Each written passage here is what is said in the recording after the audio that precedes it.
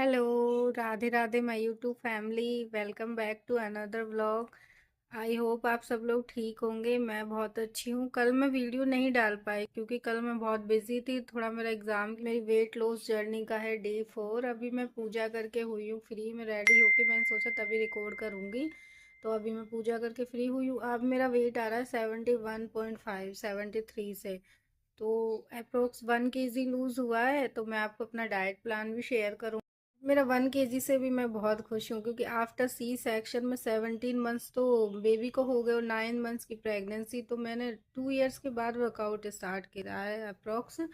तो उसके बाद मेरे को काफ़ी डिफ़िकल्टीज तो आ रही हैं, बट क्या करूँ, मुझे करना तो पड़ेगा। अभी मेरा यूरिक एसिड भी बढ़ा हुआ है, उससे बॉडी में भी बहुत पेन रहता है। तो बट धीरे धीरे अभी मैंने, पहले मैं 15 मिनट्स करती थी, अभी मैंने 30 मिनट्स का वर्कआउट योगा स्टार्ट करा है। तो धीरे धीरे मुझे इसको 1 आवर तक पहुँचाना है। मैं 2 दिन बाद या 3 दिन बाद यहाँ से चली जाऊंगी, तो उसके बाद मैं जिम ज्वाइन कर लूंगी। और मैंने जिम ज्वाइन कर रखा था, बट 1 महीना मैंने बीच में छोड़ दिया था। तो मेरे को क्या दिक्कत है कि मेरा पूरा बॉडी ब्लोटअप हो जाता है अगर थोड़ा भी स्ट्रेस ले लो कुछ भी। तो अभी एग्जाम की वजह से नींद पूरी नहीं हो रही, तो स्ट्रेस की वजह से ब्लोटअप हो गया है बॉडी।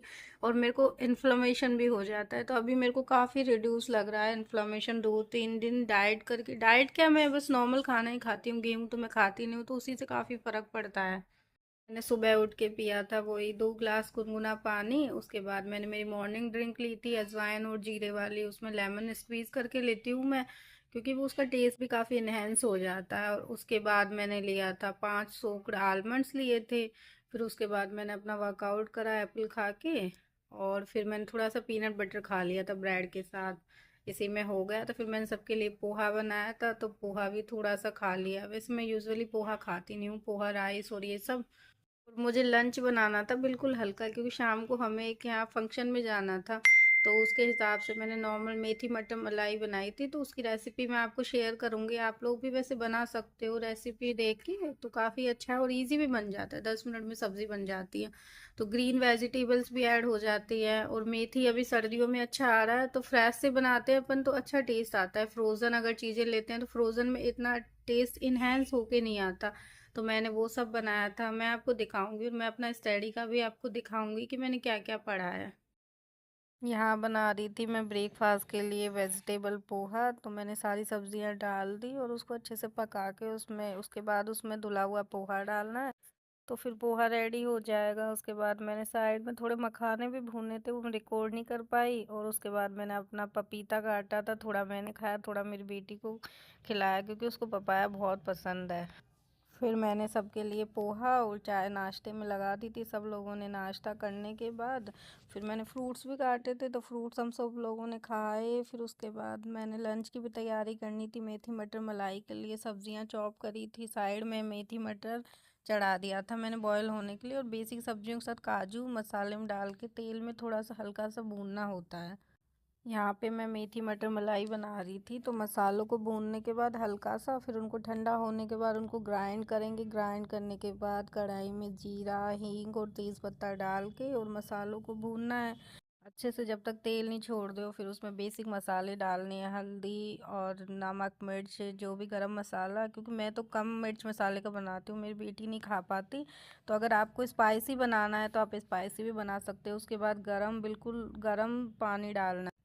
गर्म पानी डालने से क्या होगा ना कि अच्छे से पका हुआ बिल्कुल अच्छा फ्लेवर इन्हेंस हो जाएगा और ज़्यादा कच्चापन भी नहीं आएगा सब्ज़ी में, बहुत अच्छा बनता है। उसके बाद मैंने कटोरी भर के मलाई डाली थी दूध की फ्रेश, क्योंकि हमारे अमूल मलाई ख़त्म हो गई थी। तो मैंने फ्रेश मलाई डाली। उसके बाद टेस्टी सी मेथी मटर मलाई सब्ज़ी बन के तैयार हो गई थी। और यहाँ लगा रही थी मैं मम्मी को मेहंदी, क्योंकि हम लोगों को शादी में जाना था। मम्मी के फ्रेंड के लड़के की शादी थी, तो हमें वहाँ जाना था शादी में। तो मैं मम्मी के दोनों हाथों में मेहंदी लगा रही थी। और आज का दिन बहुत बिजी था, तो मैं थोड़ा थोड़ा रिकॉर्ड कर पाई हूँ, ज़्यादा रिकॉर्ड भी नहीं कर पाई हूँ। तो ये सब पढ़ाई, मैं आपको अपनी पढ़ाई का बता देती हूँ कि मैंने क्या पढ़ा। 2 दिन से तो मैं करंट की क्लासेस ले नहीं पा रही थी, क्योंकि मुझे अपने असाइनमेंट भी कंप्लीट करने। तो गौरव सर की मैंने अभी क्लास ली थी, क्योंकि 2 दिन से उनकी क्लास हो भी नहीं रही थी गौरव सर की, उनका एक्सीडेंट की वजह से। तो अभी 2 दिन से मैंने उनकी क्लास स्किप करी हुई थी। तो आज मैंने वो क्लास ली थी 1 आवर की। और थोड़ा सा मैंने हिस्ट्री का पढ़ा था और रीजनिंग के पीवाईक्यू के सेट लगाए थे। तो वो मेरा ट्राईपोड एक बार आ जाए, वो उसको ऑर्डर करा हुआ है, आ ही नहीं रहा अभी तक वो। तो एक बार आ जाए तो मैं आपको बैक कैमरे से सब कुछ दिखाऊंगी कि मैंने क्या क्या पढ़ा है क्या नहीं पढ़ा है। एग्ज़ाम के लिए सिलेबस एक बार कंप्लीट करके, वैसे तो मैंने क्लासेस लगा रखी है, स्प्रिंग बोर्ड लगा रखा है, स्प्रिंग बोर्ड में मेरा एडमिशन है। और मैंने कंप्यूटर इंस्ट्रक्टर के लिए भी क्लासेस लगा रखी है जयपुर ही, ऑफलाइन में, बट मैं ऑनलाइन पढ़ती हूँ उनका।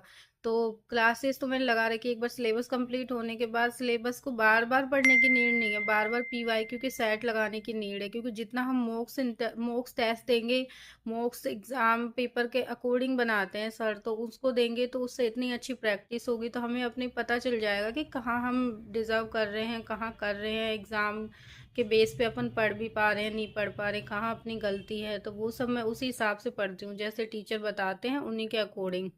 कंप्यूटर इंस्ट्रक्टर वाला भी मेरा नेटवर्किंग का पार्ट कंप्लीट हो गया है, आईओटी वाला हो गया, ऑपरेटिंग सिस्टम मेरा हो गया है काफ़ी हद तक।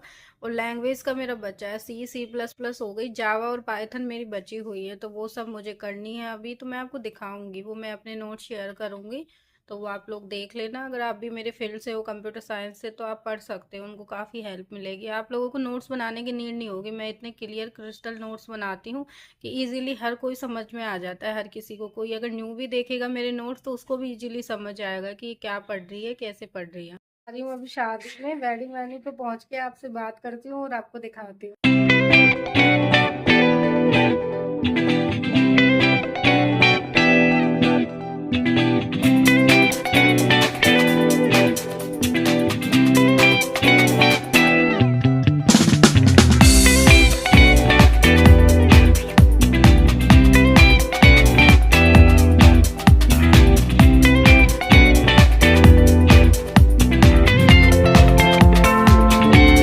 Please like, share and subscribe my channel, The JDK World.